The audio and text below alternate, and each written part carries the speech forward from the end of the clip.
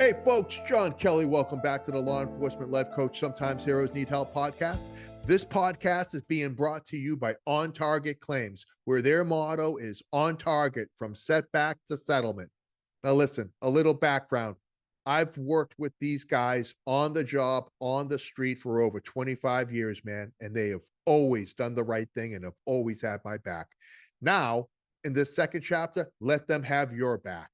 Right? You wouldn't go to court without an attorney. Why would you go up against an insurance company without representation, right? They represent you, the policyholder, when you go up against an insurance company submitting a claim. And I can tell you this, right? From beginning to end, they're going to be with you during the entire process. They're going to properly document that claim with the latest technology. And then when it comes time to getting things fixed, they've got a complete stable of vendors that are certified that are going to get it done right the first time. They also offer a pre-loss planning and policy review. So you know exactly what you're covered for, right? Make sure that you're adequately covered. The time to find out that you're not isn't after that horrific event. Okay? So give my friends a call at On Target Claims, 561-208-1775, or go to their website, ontargetclaims.com. They cover the entire state of Florida, offices in Fort Lauderdale and Tampa, and tell them John sent you. And now, let's get to the episode.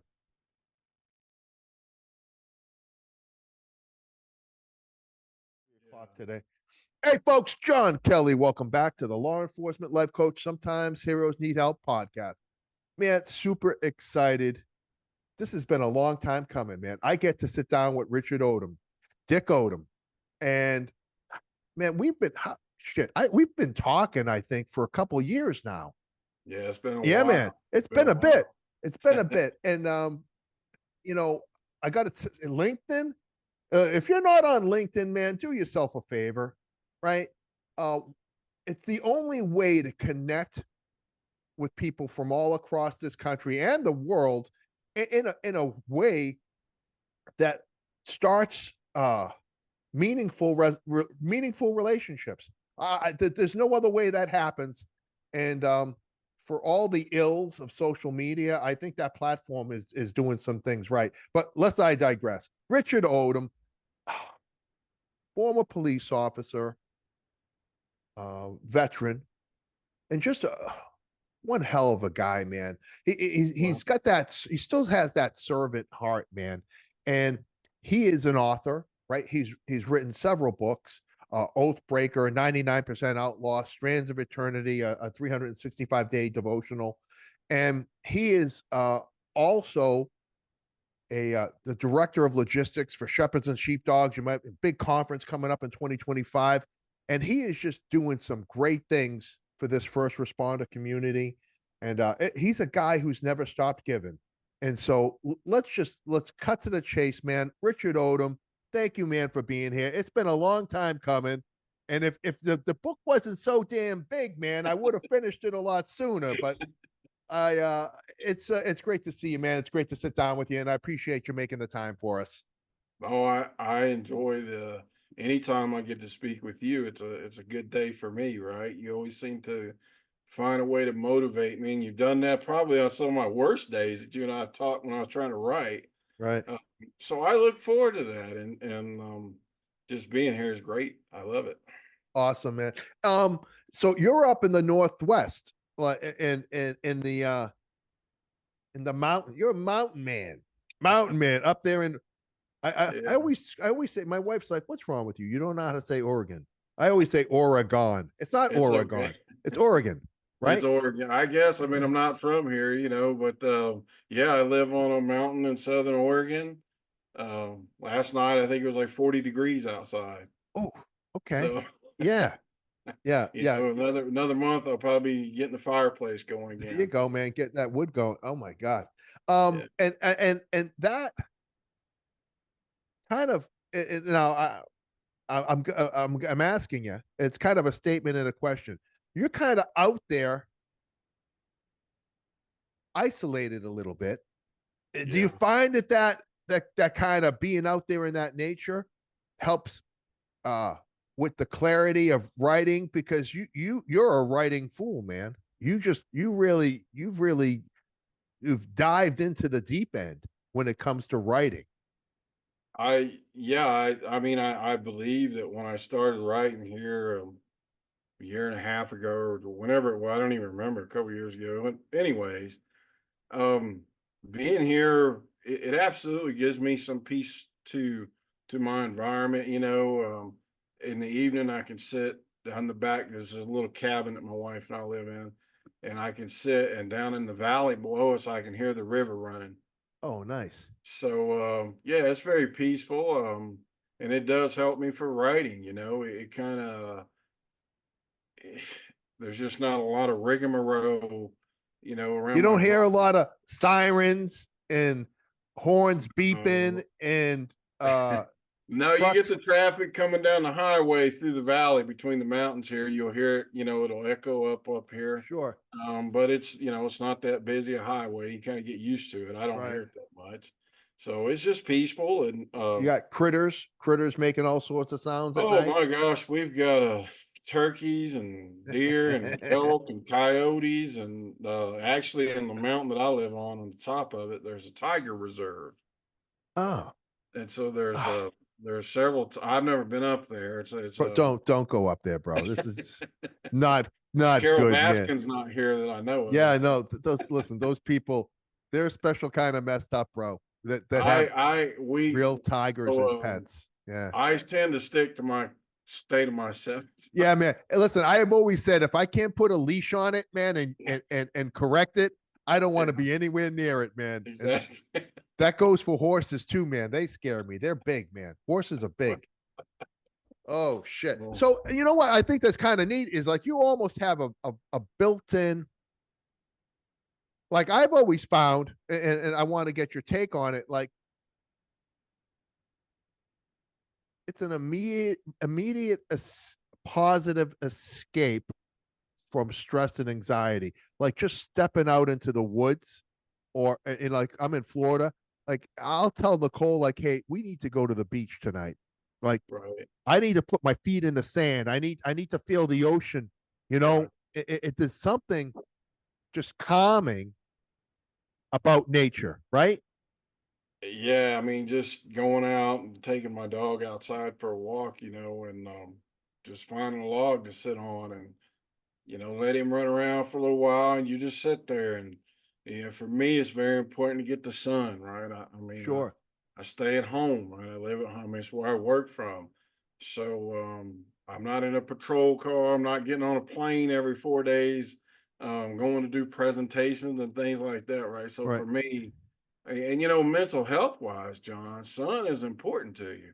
Sure. Yeah, the vitamin D and all this other stuff, and I think until I started writing, again, my writing began as therapy for me, Hmm. to kind of start dealing with, you know, when I wrote The Oathbreaker, I wrote that book and my wife read it, and she was like, "Oh my God." Of course, she wrote a chapter in that book as well. Sure. But that was the first time I had talked about anything in my past, right? Mm. There's just so much that I never talked about with her, and whether it was things that happened at work or it was my bad behavior, right? Because there's a Right. combination of those things. And I don't have any problems telling anybody anything that you read about in my book, I did on my own. Nobody Sure. made me do it. Um, yeah, I've got other things that you could all say this, and this. But at the end of the day, I should have a long time ago looked at somebody and said, I need freaking help, Yeah. right? Yeah. None of those things. You know, we're not kids, man. You know. Brother, when you was a cop in 1990, Yeah. um, I was a young military police officer. I mean, you just didn't talk about that stuff. It No was doubt. unheard of, right? I mean, you and I have heard this how many times over the years, and we know this is a common thing, right? Sure. So, I think um, that's really cool that, and I didn't know, like writing my book, I didn't know that it was therapy. right, And I think, you know, the longer we're in this space, this is why I love it, man, because you're never done learning. Like right, the other night, my daughter said, "Hey, I've got some stress, I've got some anxiety, I've got some stuff weighing on me," And I said, okay. I said, and she's like coming to me like, listen, this is my top tier client. Like this is my daughter, right? Like Right. this client, this person has all of me. La And I said, primera. Yeah. yeah, right. And I've got such a great relationship with her, thankfully, that she'll come to me and say, hey, this is weighing on me.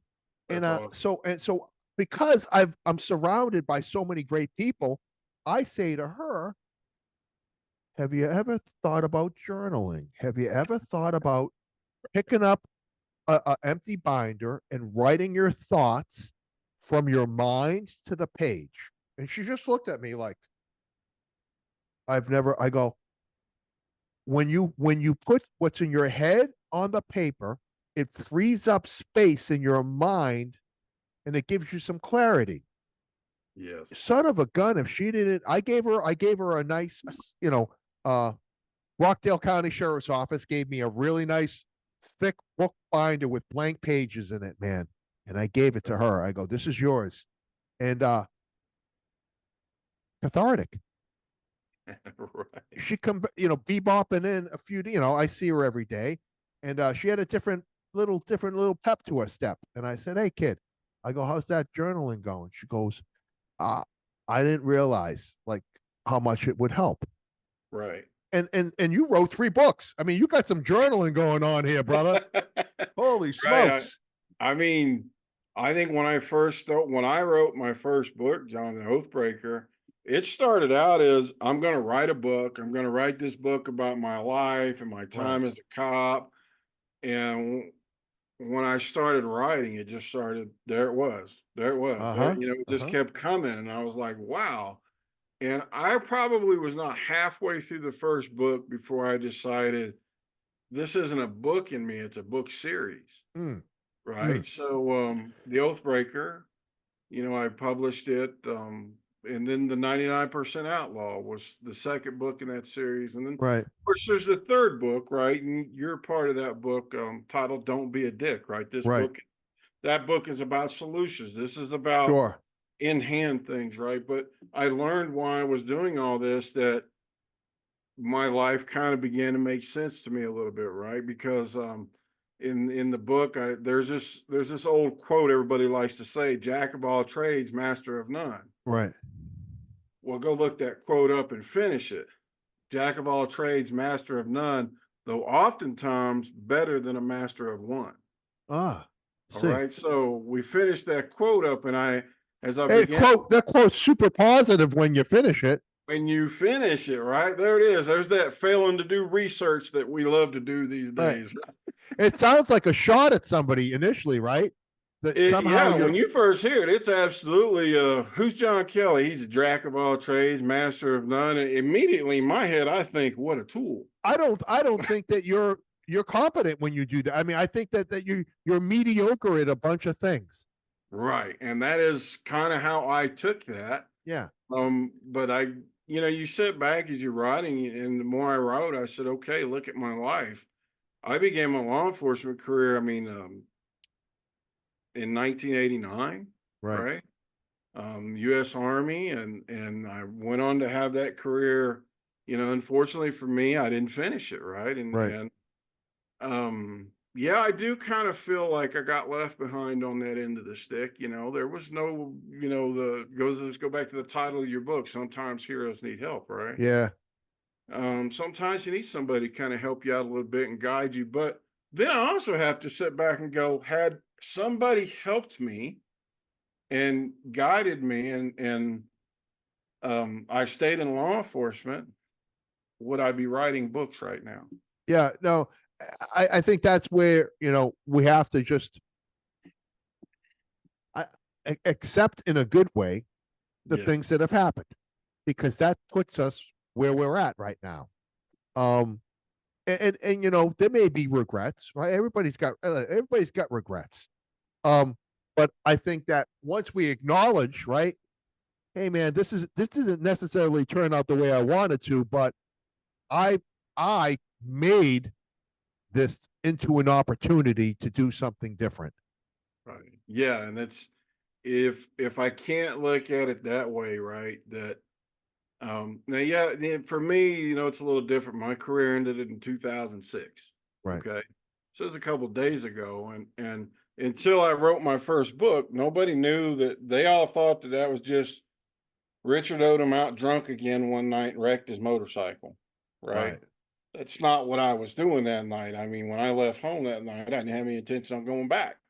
No The doubt. only thing is, I was like, okay, tonight I'm gonna go out and get as drunk as I can. I'm gonna get high. I'm gonna run into a bridge, and this crap's gonna be over. Right. That's what was on my mind, right? So when I wrote that book, I've had a couple of people call me and they're like, "Dude, one guy from my past, he reached out to me and said, I am so sorry. Like, we just didn't see all that." But John, that's part of the facade that we put on, right? No doubt. I Yeah. mean, do you think I really? Yes, I was a full blown alcoholic by the time that happened, but you know, that's just part of that mask that we wear, Right. right? So, It's but I funny that have you to. said that, Richard. I had a friend once. He read my book. He called me and he called me and he said, "I'm sorry." Yep. Said it's not about that, man. I go, how are you to know? Right? Yeah. Because we do such Exactly. a good job of not being vulnerable. We do such a good job of not letting our brothers and sisters know when we're struggling. Right? We all Exactly. wear that mask, man. Um, So, it just for me, it continued right sure. for years and years until until 2022. I kind of had a little episode, and I ended up in a psychiatric ward, right? Yeah. And I'm sitting back, and it got a little worse after that. But the ability to look at somebody and know that you feel like you trust them enough to say, the person that you see is not who I am. Right. That is a very tough thing for people to do, and it certainly was for me. So much so, well, say let's take family members, right? They see you as Superman for years, Yeah. right? You fight through sickness, you fight through broken bones or whatever it might be. And then when you tumble and fall, because eventually you will if you're not dealing with all of the crazy up here, okay? Sure. Sure. Well, now instead of dad being Superman, well, Superman's cape got ripped and he actually can get killed by kryptonite, right? Right. Dude, it crushes everybody around you, right? Because they completely like are blindsided. Right. Oh my gosh, we Yeah. How never could this knew. be? How could this be, right? And it's not that you don't want them to know that you're that way. You do. But you've been conditioned for so many years. For me, it started as a child. To you work with whatever you're given, you don't ask for help, Right. right? And you just deal with it, right? So the long-term effect of that can be real nasty, and as they were in my Right. situation. But can I do something with it, right? Let's go back to what can I do with it? Yeah, I man. can start writing. See, I because can these are write. exciting times. Yeah, I mean, just in the world, it's exciting Well, time. but see, But we yeah, know so much more now, Richard. yes. And that's the thing I'm the most excited about is that through your writings, you figured some things out, man. And the fact that you're writing about it, you're sharing. See, I think it's exciting because like knowing the answers to the test and not sharing them, man, that's messed up. That's jacked up. And so what you've done with your books and this series is you've provided answers to a test. And that test is life, man. I And like that. that's yeah, man. That's my takeaway, man, is that um it served two purposes. It helped you confront the past, and in doing so, you gave a gift to everybody in the present, if that makes sense. No, that is a great metaphor. What good is the most knowledgeable person in the world if they don't pass their wisdom on, right? Right. What would have happened to us had Albert Einstein sat at a farm and went, I know all this wonderful stuff, but Right. screw the world, right? Yeah. No, it doesn't Um, work that way, man. No, I mean, you've got to pass that wisdom on. You got, and even if it's painful, John, right? I mean, for me, even the last book, even though Strands of Eternity is full of poems and Bible verses, right? That's what it is every day Right. for that book. But see, 98% of those poems in there have a specific situation that apply to me. They mean something to me. Right. Right. So like even now, a lot of those poems I have been writing for quite some time. And they Gotcha. didn't just pop up in like 2, 3 days. Right? I mean, it takes No a doubt while. you've been writing these for quite a while. Yeah, it's been a while. So I keep like these spiral bound, notebooks Yeah. around my cabin, Yeah. and I just fill them up. Right, I just start writing. And if I write a poem, and I'll go, oh, okay, that one's got teeth to it. Yeah. That one. Yeah. And then I can go to the computer and Yeah. Log it in, man. type it. Yeah. Yeah. So, but all of those poems, I was talking to Jay Dobbins. It's been several months ago. I talked about Jay and the 99% Outlaw. Yeah. And we were talking about, people that, you and like you and Tom Rizzo, and, you guys are doing these great things, going around meeting with these agencies and doing these trainings, and you're teaching them these things. You're showing them, hey, these are the things we can do better. Right. Jay and I were talking about that, and he was telling me, and I don't know that I had felt it at that time. He was saying how draining his presentations were to him. Sure. And, if you read his books, and you can kind of see that right away. And so what I learned is my writing, it drains me like emotionally, dude. I'm just shot. Sure. I could see When, that. yeah, because it's just like, there's a poem in there called Reaper Creeper. I mean, that poem means something specific to me, right? I Sure. know I can picture the story that poem originated from, right? So, but again, that's the type of stuff. If we want to help our future first responders to navigate these kind of Yeah. obstacles, we got to talk about the stuff. Like, I know people there are people in my past that are absolutely like, I would have never said blah, blah, blah in a book. Sure. Well, then how can people get better? If we're not Right. going to talk about the dirty stuff, Right. how can people get better? That's the thing. I think that's the having real raw conversations, man. It's not this sanitized. No. Every time we share, right? It takes a little bit from us, but I'll say that the response that we get from the people that we share with puts that piece back. So, but that's a double-edged sword, right? Right. I as I'm writing, occasionally I talk to people from my past, and there's this guy. He used to be this well-known trainer, and I'm not really going to say too much because he'd be pretty easy to identify from my past. Right. Um, I was talking to him one day, and I had this memory like that I had blocked out, and I mean completely. I had locked this bad boy up to never be thought of again, right? Yeah. But somehow or another, when I was talking to him, something in my brain, and I trusted him enough Right. that I vomited this memory out. Yeah. Right, it just like blah, and it was probably for a cop. For me, ethically, it really compromised me. The story, and I can tell you about it. It'll be in the last book, but Right. I got into a situation where I was, my back had been shot for several years, and I was taking hydrocodone. Right, Right. doctor prescribed. Well, I got addicted to that crap eventually. Right. No doubt. Very, And very easy to get addicted to that. oh my gosh, yeah. So there was this guy that I knew. He was another biker, and he wasn't a cop, right? He was just a biker I knew.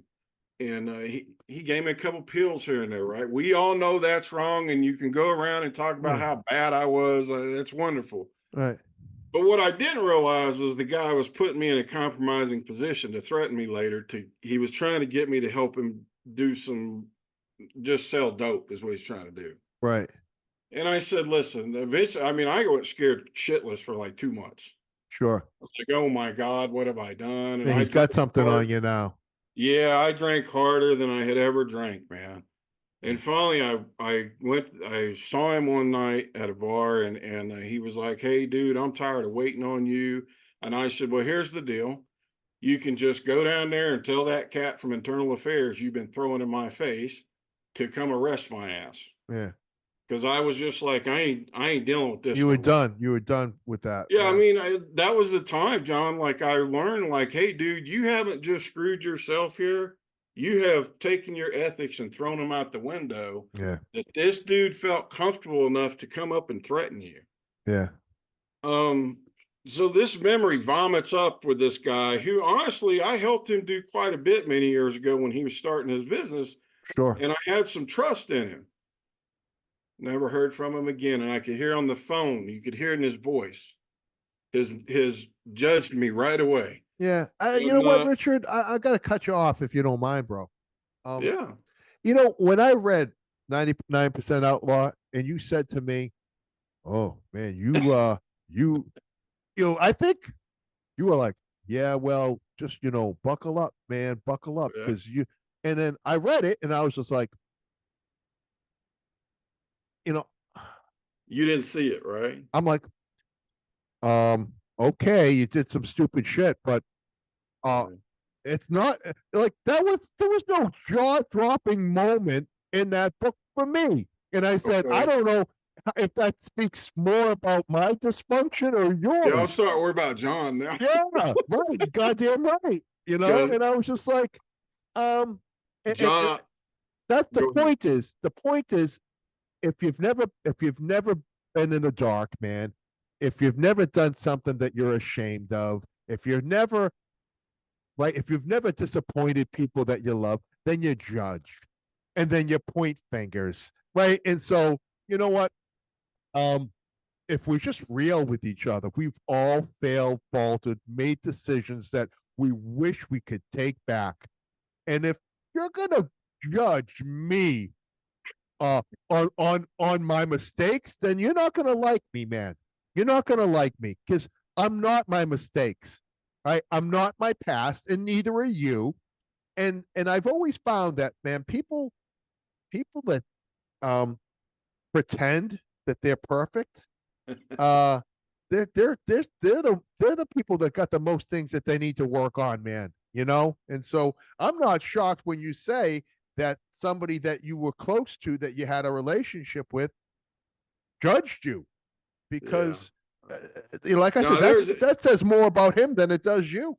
so there's well, I'll say this out loud. I mean, I don't care about that. Everybody that was that I've written about in that book that was named Bob, Tom, or Harry, right? That's a Yeah. big thing in there, right? I mean, some of Yeah. these guys are still cops, and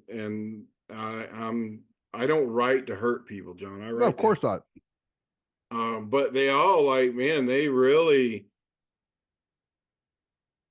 crickets, Yeah. and they are running for the hill. They don't, they heard that the book got recommended to me to be a documentary, and which I really, I relish the thought of that, because that goes to, um, I kind of look at it like, hey, that's somebody saying, hey, dude, you wrote a pretty good book here, right? So I Yeah. look at it like as a acknowledging me writing something worth that.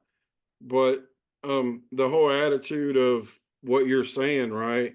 Every one of those people that they're sitting there in judgment, I can laugh at that now, right? Right. Because I got zero skeletons in my closet. Well, it's liberating, isn't it, Rich? Yeah, there's nobody gonna walk up to me and say, "Well, you blah blah blah," because I'd be like, "Brother, you can go look at the Yeah. Oathbreaker or the 99% Outlaw, and there's nothing about me you don't know." Right. Yeah. From That's my it's liberating. Yeah, it is. I mean, it is.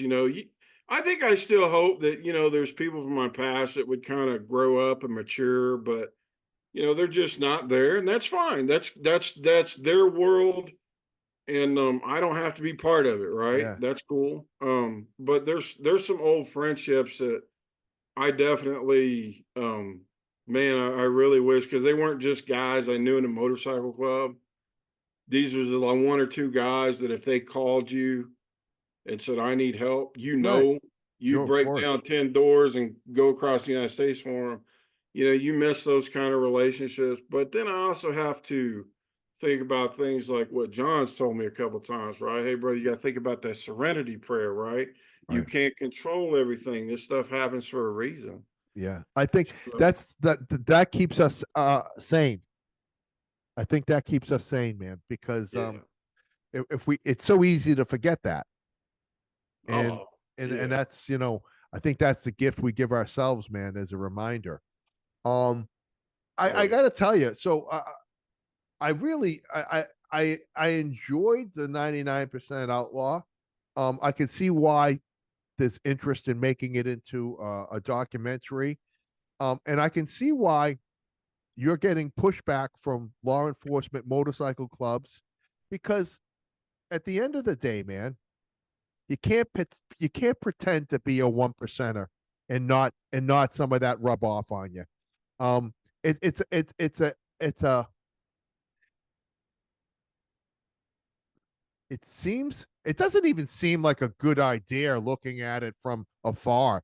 It's like those are two worlds that need to be separate. And then when you try to blend them and have some sort of uh just like it's like a bit it's what we do, man. It's condoning unacceptable behavior. You're setting the stage and surrounding yourself with like-minded people that accept unacceptable behavior. That is, yeah, man.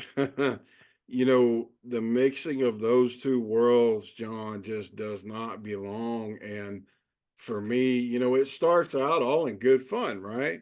Toy But drives, toy drives, and yeah, barbecues. barbecues, right? And then next thing you know, it's a little more. And then you get somebody like me, I completely fell in love with that world. Right. You know, I really felt really detached from my family over those years. But as I write, I learned I felt detached because of myself. Right, I was drinking very hard. Yeah. I mean, if I wasn't at work, I was drinking, and if I was at work, I was thinking about a way to leave work to go drink. Right. Yeah. Yeah. Right, so we build that wall around us that nobody. But and then you interject something like the 1% world. It's very alluring, right? Every aspect of it is to people. And so when we say, okay, I'm willing to do this bad behavior to live in that world, then yeah, it's not a good mix. And um the people that were around, I mean, dude, in the first 2 years that we had our chapter, I bet you there were 4 divorces Oh yeah. of in our club at that time. I think we only had like 8 or 9 members. Well, there you So go. like, Yeah. yeah, so but and you take it all in stride. It's like, and then you remember there's a scene in the movie Goodfellas where they talk about and this is going to sound atrocious, but I really don't care. They talk about the guys, all these guys take their girlfriends to Yeah. this restaurant. Wives on Friday nights, girlfriends on Saturday nights. That's what the club was, kind of, Right. right? I mean, not Right. everybody was that way, but you would literally have guys come in from out of town chapters, and they'd be a different, like looking at them. And there was a couple times I had to have conversations with guys like, dude, you can't do that and expect our wives to not tell on your ass the next time you bring your wife here. Yeah. Like you're not just doing a little thing here, you're kind of, so that was but that behavior became predominant, right? It was very Well, normal. listen, it's predominant in the culture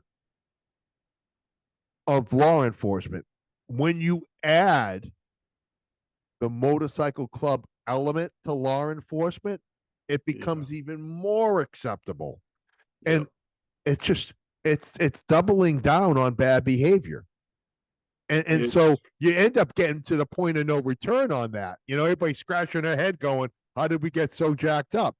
Well, you've been making some really stupid decisions the last 2 years of your life. Maybe that had something to do with it. But that's not the people the people in our space, the law enforcement profession doesn't want to. We're great at not acknowledging the elephant in the room. Like, Yeah. wait a minute, what are you writing about? You mean you're writing about the truth? Oh shit, we can't have Oh, you do that. yeah.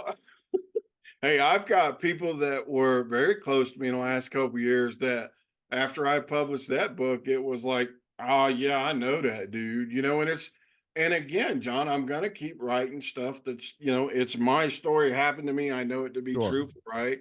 How are we gonna learn, right? And I think that the law enforcement motorcycle clubs, right? The term 99% outlaw, it doesn't just apply.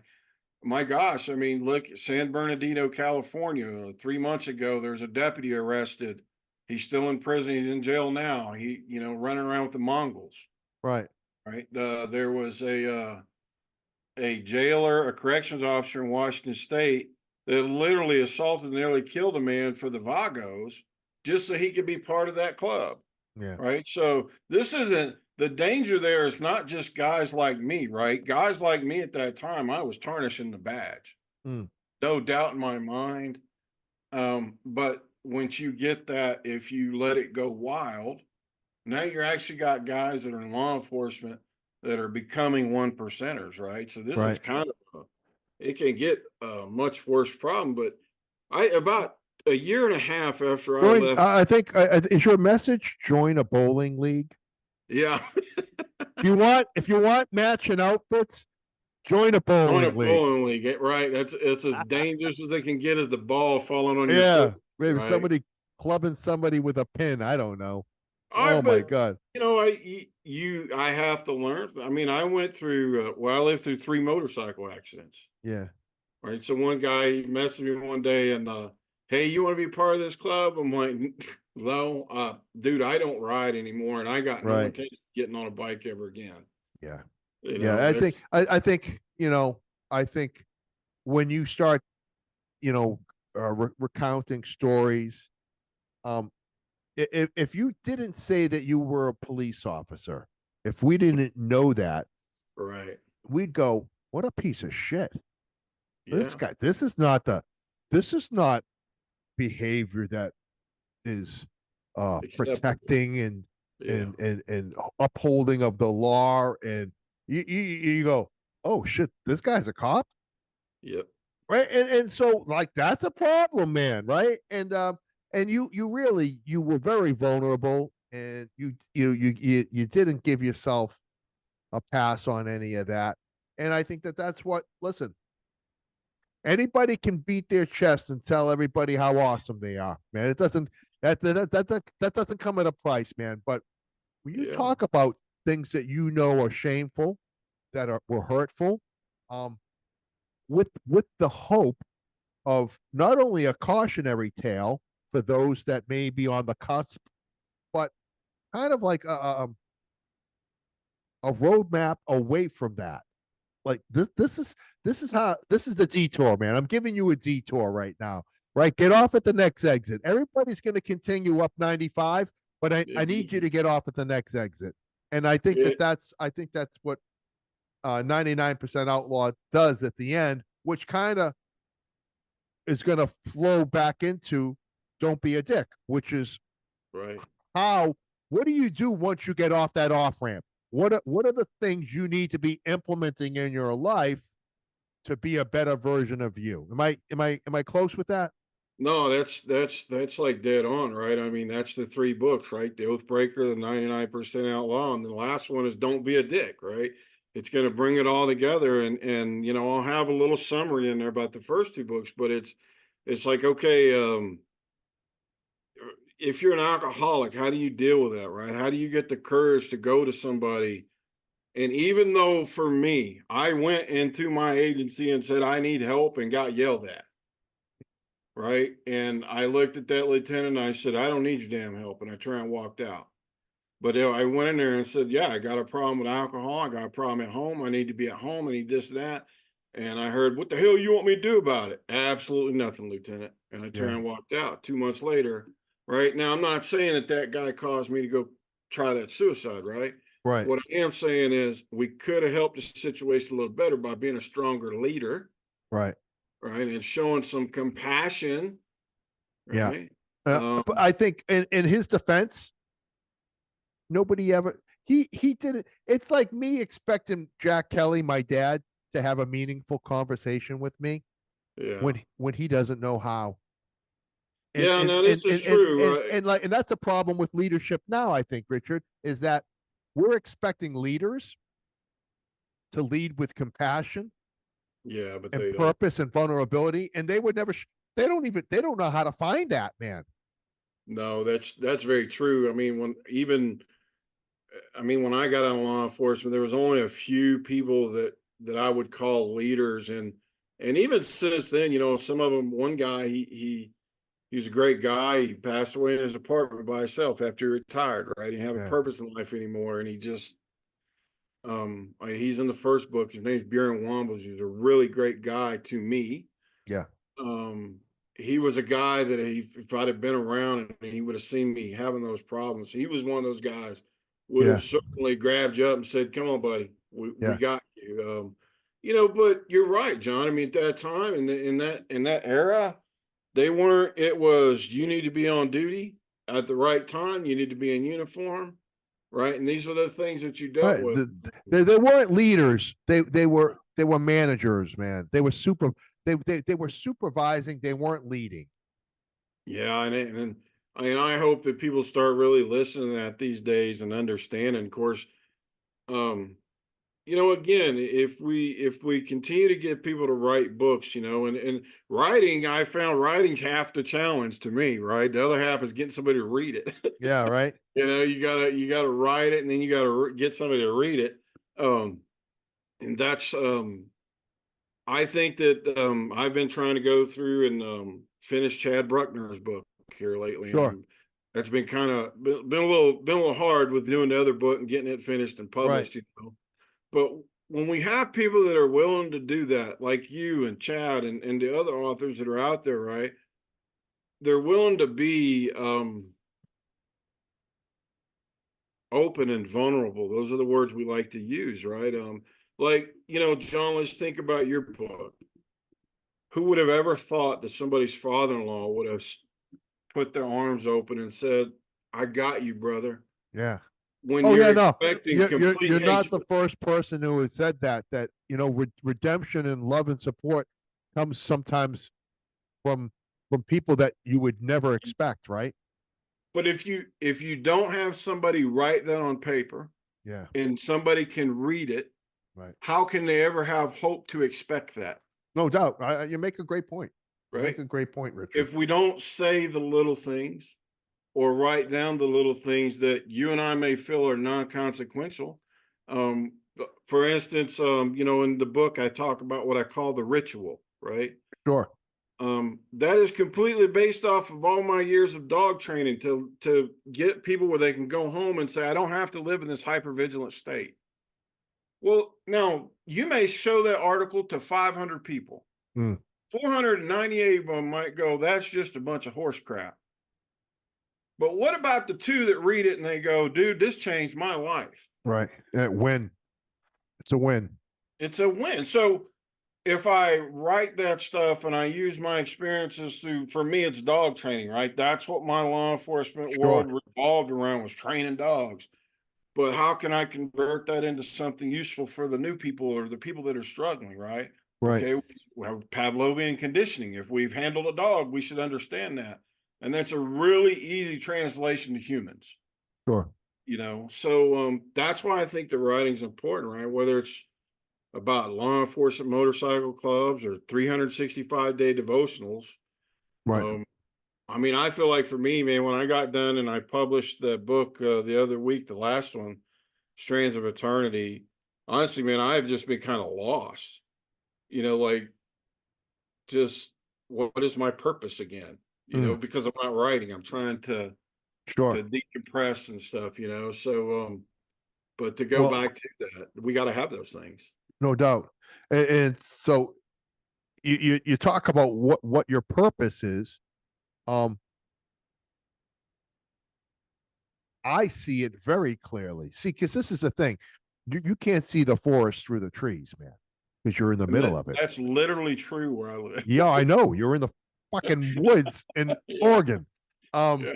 uh, but director of logistics for Shepherds and Sheepdogs. Um, putting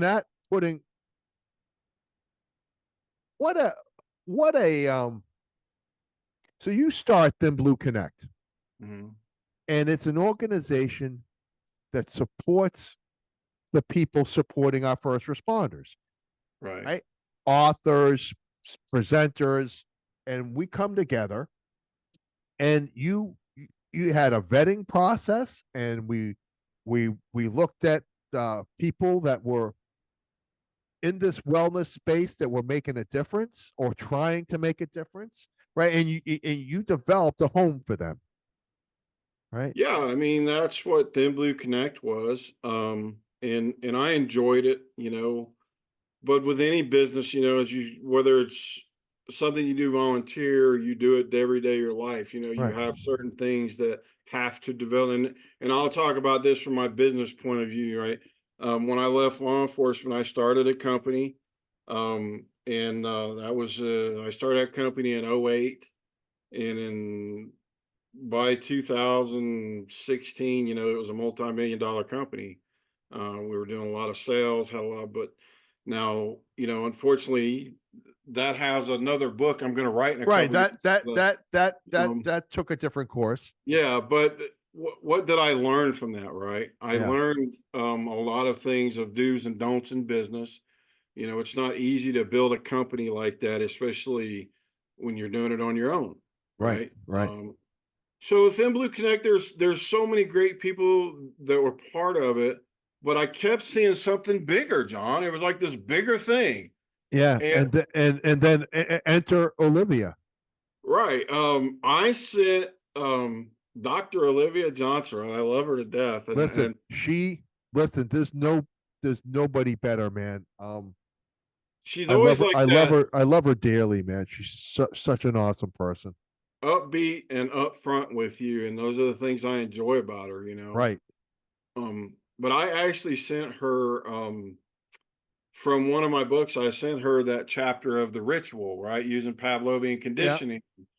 And I said, "Hey, would you read this and give me your thought on it?" Right. Right. And then I get a message, "Hey, do you want to meet? Let's meet on a video conference." And I said, Right. "Yeah, okay." So we met, and she really liked what I had written, and we got to know each other, and there was that piece, right? I kept saying there was something bigger coming. Right. Yeah. You With had said that, that to me, man. Almost every conversation we've had. yeah. You didn't know what it was. Well, and that's the thing about waiting, right? Right. You gotta buckle down and say, "Oh, it's just time to be patient." And I'm the worst at that, right? I'm very Yeah. impatient at All of times. us. Right. Yeah. But when Olivia and I met, this whole thing just really came together, and she had a that bigger idea. She had pieces of a lot of pieces, right? And then we started talking, and we had all this stuff. It just kind of came together in our ideas. But she was that bigger piece, I think, right? That was there possibly, but the conference itself, right? Right. Um, to to go back, all the presenters that you see coming across, they've all been vetted, they've all Right. gone So through. we're talking about Shepherds and Sheepdogs, May of 2025, and There you go. it's a conference. Um, that's it's the inaugural conference, and it's the brainchild of all of us kind of going to conferences over the years and taking the best experiences that we've had and leaving the worst right at the Right. door, and kind of putting together something that I think is beyond impactful. Yeah, I believe it. I mean, when, talking to Olivia, in the beginning, she had all such great ideas, right? Sure. To transform that conference, not just from you sitting there staring at a slideshow, Right. right? And her ideas were so impactful. It's like, wow. So yes, I mean, you look at the presenters, and then when we say things like, we're revolutionizing the way that we train, treat, and lead, that's a true statement, right? We're trying to make sure we're bringing in presenters that when you leave there as an attendant, you got something in hand, You've something's got working skill for you. sets, you've got tools, you have been given, right? You've been given the answers to the test. Yeah, Now, that's right. man, now you just need to go live that life. That's what that conference is about. It's going to probably be, I believe it'll be one of the biggest conferences that you'll see during a year. Sure. And there's still plans for that, right? This is just what we're seeing right now, John, is just the tip of Right. the iceberg for Shepherds and Sheepdog.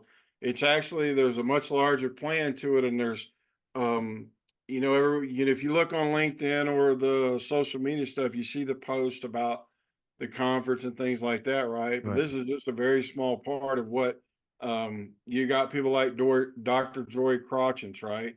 He's working on stuff with these big corporations. And then you got Roland Clee. Yes. Roland Clee is just moving and shaking stuff for us. I mean, he's doing awesome things too. Absolutely. So when you bring all of these things together, yeah, man, that conference it's just the beginning of something that is so huge in a few years. Um, I believe, there'll be a limit to tickets, right? Like, hey, this is all we're selling. No doubt. We And we're we can't talking sell more. about May 12th, 13th, and 14th, 2025, Correct. Crown Plaza in Orlando. And at last count, I think there were 13 or 14 presenters, all subject Yeah. matter experts in their fields, and there's multiple tracks running each day. So Yeah. you basically get to see everybody over the course of the 3 days. Yeah, you're not gonna miss anybody. During a regular day, there's gonna be like three large rooms Yeah, where people are in there, as attendees, and then there's some after hour stuff, right? We absolutely. have this awesome movie planned. Jason Harney will be there from Digital Lightning Media. Jason's a wonderful guy. Yes. He and I have been talking a lot Right. about the Is there something documentary. going on at home? I believe is the title of the. That's right. Yeah, man. They're gonna do a viewing of that, and that's all. It's a very exciting event, Of course, people will be able to get CEUs for it, right? Continuing education for our active officers. Yeah. I mean, there's something there for everybody, and it's not just for the active first responder. The spouses can come too, right? Yeah. Family members. It's one of those events that I think redefines Yes. what I the participants should expect when they go to a conference. I agree with that. Yeah, it should be you know, you leave out of there and your first thought is, when is the next one? Right. Right. Right. No doubt. Or I got to meet John Kelly while I was there, and I'm going to be reaching out to him next week. Right. It's those things, right? Because the conferences, we want everybody to go and learn and take advantage of all these skills that are going to be offered to them, right? But I also want you to take advantage of networking, right? What's the most Most valuable certainly. tool that you have is Yeah. is networking, getting to know people and feeling comfortable and reaching out and Yeah. saying, hey, John Kelly, will you come out here to Lake Havasu and do a class for us, right? Right. Things like that. We start to become part of each other's solutions. And what a better thing to be than part of each other's problems, Right. No doubt. right? I mean, because that seems to be, man, the more I watch the media these days about law enforcement, there has to be a turn somewhere. Right. Things Right. got to change because it's bad. I think it gets back to very simply caring. Caring and love, man. We don't need to overcomplicate it, man. Don't have to like each other, man. But there's always room for caring, and I think if we do that, man, I think that we as a people, as a profession, are capable of amazing. I don't think anything can stop us if we just up our game in that area.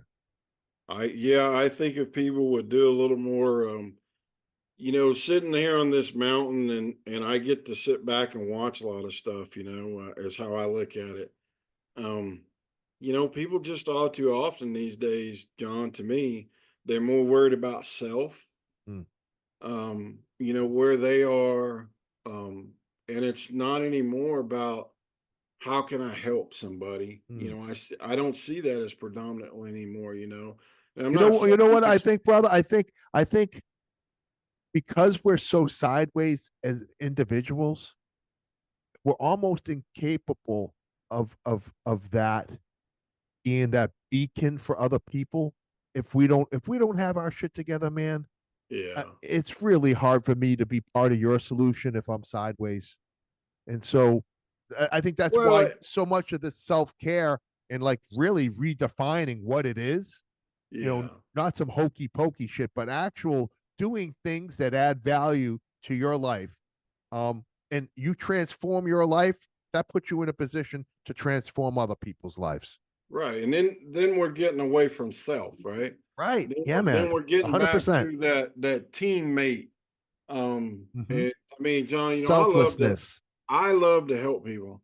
Yeah, I have always been that way, whether it be making a video for them or calling them and saying, "How are you doing?" sure. Um, I don't expect anything for it. It's just I think people need that from time to time. And you'd be surprised. Like the strongest person that you perceive in your world is the same person that needs you to text them one day and say, "Hey, brother, how you doing?" Right. Right. No, no So doubt. yeah, hey, Superman had Lois Lane, right? Everybody's got to have a Yeah, somebody. no doubt. And for too many people, I think there's a lot of people out there, they need to see that and they need to feel it.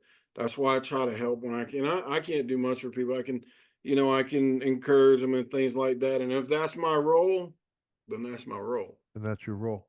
You know. Um, some words, bro. Some words before we wrap, man.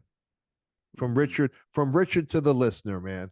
I know it's not a softball, man. It wasn't meant to be. So, something you'd like to say to the guys and girls out there, maybe on their way into work, on their way home. You know, yeah, that's kind of a hard one.